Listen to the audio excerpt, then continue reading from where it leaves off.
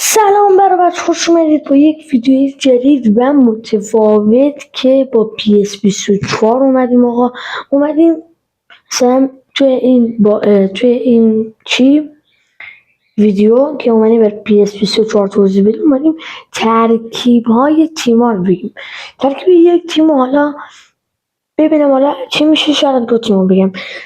اگه یکی رو بگم ترکیب چی میگم؟ منچستر سیتی. اگه دوتا بگم منچستر سیتی و رئال.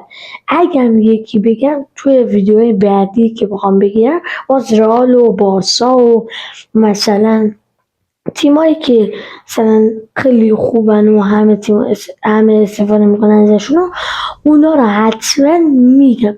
قبل از اینکه بریم سراغ ویدیو حتما لایک و سابسکرایب چنل تو فراموش نشه. اون زنگوله کوچیشم بزنیم. 3 2 1 بریم سراغ ویدیو. خب آقا اومدیم بگیم که چجوری ترکیب انگار سیتی رو بهتون بگیم. اول که میریم تو لوکال مچ که اگه میخوام اصلا تیما رو انتخاب کنیم، میریم داخل انگار تیما، این ور سیتی رو ور میداریم و اون برم رئال رو ور میداریم که بریم سریع بهتون توضیح بدیم. این ور اول سیتی رو برداریم. خب حالا بریم اون ورم رئال رو برداریم. خب آقا ما میریم توی گیم پلن. اینجا شما اگر بخواهید بهترین ترکیب رو بچینین، خب اینجا اگه بخواید بهترین ترکیب رو بچینین، میرین شما داخل اون پایین 5 تا هست، میرین شما داخل چرخنده که اون همین رو میکنین بای ابیلیتی. این ببرین راست میشه بای ابیلیتی که بهترین ترکیبه. ولی خب من میخوام الان بهتون توضیح بدم، این کارو نمیکنم، ورداشتم. حالا بریم آقا، شما اول که میای با همچین ترکیب روبرو میشی، حالا من با این دیوانه چون نظرم با ابیلیتی آورد، بجا کی بود ببرمش بیرون، ولکن نمیخواد. مثلا شما الان این ترکیب اومدین باش روبرو شدین، رودری و اینا. خب کوواچیچ کاپیتانه، الان ما کاری بهش نداریم. دفاع هم اینجوری باید بشه، این دفاع باید دقیقا به همین ترکیب چیندن باید بشه. دیبروینه رو بلند میکنین میبرین AMF میزنینش، یعنی الان CMF میکنینش AMF. خب بعد دیبروینه رو میبرین سمت چپ AMF. بعد کوواچیچ رو میارین سمت راست CMF. رودری رو میبرین سمت چپ، یعنی نگاه کنید یه حالت مثلثی بگیرن، اینجوری باید بچینین شما خط هافک رو. بعد برناردو سیلوا میکنین از RWF SS، یعنی باید تبدیل بشه به SS که اینجوری قوی تر هم هست. بعد خط هافک که درست کردیم، بعد میریم برای کاپیتان که اصلا خیلی مهمه.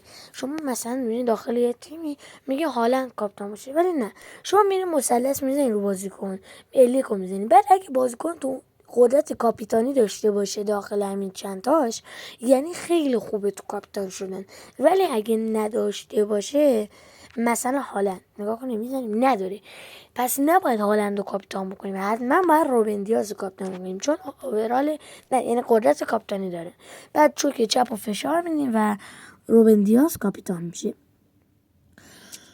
خب اینم کاپیتان کردیم، بریم سراغ تعویضی های خط حمله.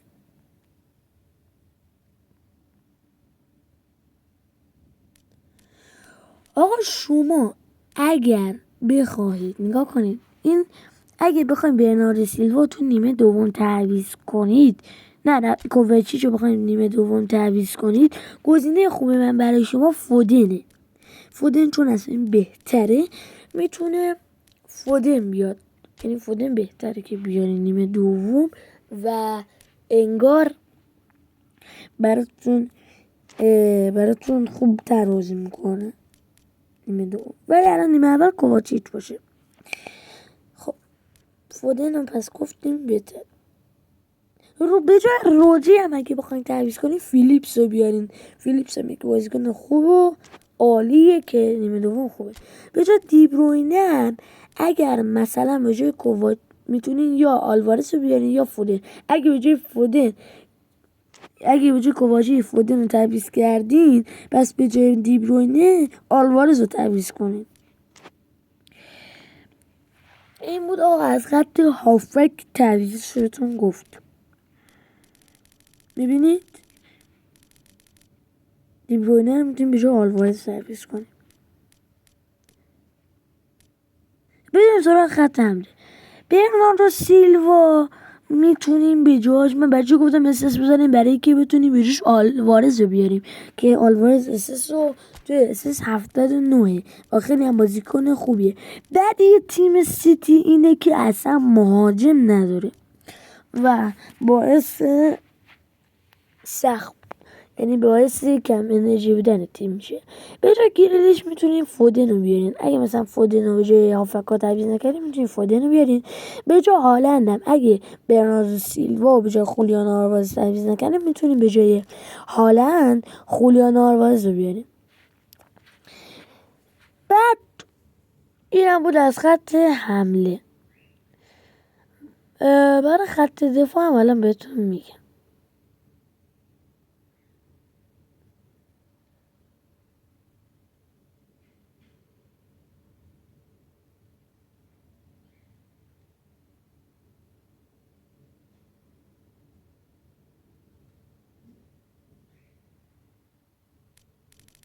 خب برای خط دفاع اصلا سمت راست شروع کنیم. آر بی میتونیم یعنی واکر میتونیم بهش جان استونز، آکانجی و سرخو گومز رو بیاریم که من بهتون پیشنهاد میکنم که اول یعنی بهتر جان استونز رو بیاریم و جان استونز هم خیلی خوبه. آرمریک لاپورت در اصل الان برای که من PS24 هم اگه PS24 شما به روز سایت از یکی من باشه آرمریک لاپورت تو النصره، ولی اگه یکی من باشه میتونین آرمریک لاپورت رو به جای آکانجی، آکه، جان استونز، گواردیول میتونین به جای خیلی ها بیارین که عالیه.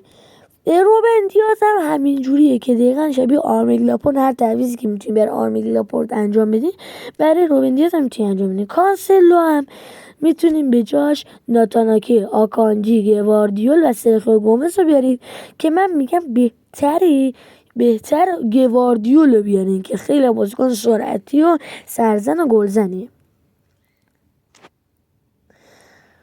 خب حالا الان از اینجا گذاشتیم بریم آقا سراغ تاکتیک خیلی مهمه. الان میخوایم بهتون توضیح بدیم. تاکتیک الان عالیه.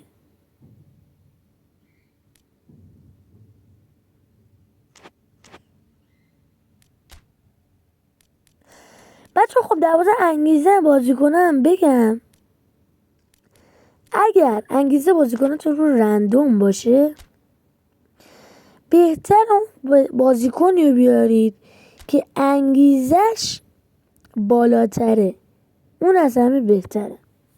خب آقا بریم سراغ تاکتیک. شما میرین روی این کفشه، خب میرین شما روی همین کفشه که اگه بخواین برای بازیکناتون رو انتخاب کنین چی کار بکنن، اصلا به